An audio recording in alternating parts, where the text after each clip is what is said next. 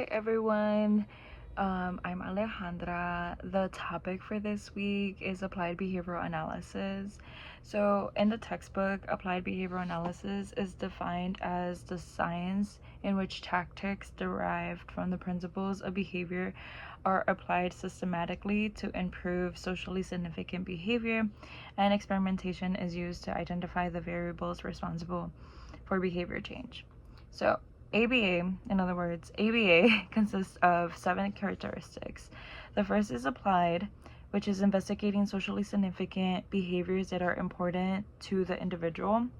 The second is behavioral, which is the measurement of the actual behavior or target behavior. This behavior can be recorded to take note of its increase or decrease in frequency, so how often or not often is it occurring. The third characteristic is analytic, which is experimental control of the occurrence or non-occurrence of a behavior. So this might look like when a student raises their hand to answer a question or gains the teacher's attention. We would take note of the functional relation. So if a teacher were to ask a question, is the student raising their hand? Or if the student wants to gain the teacher's attention, is the student raising their hand or saying their name? The fourth characteristic is technological, which consists of written descriptions of instructions of all procedures.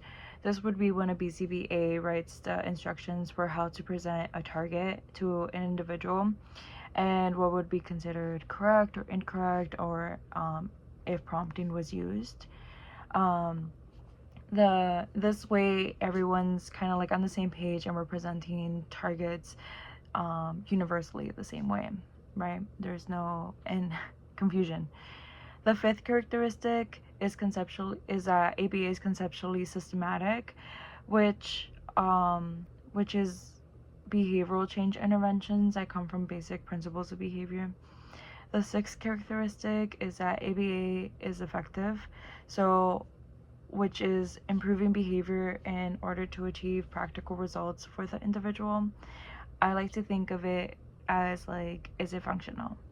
The last characteristic is generality, which is behavior transferring over to other environments.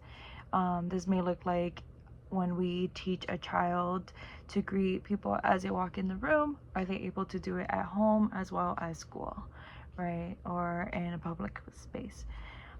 ABA entails of these 7 specific characteristics that help improve the individual's life, whether it's teaching coping skills, how to brush their teeth, or even potty training a little.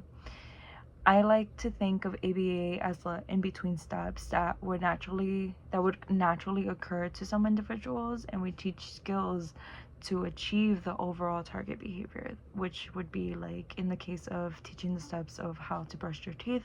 We are teaching them how to brush their teeth, but we are teaching them little by little, right?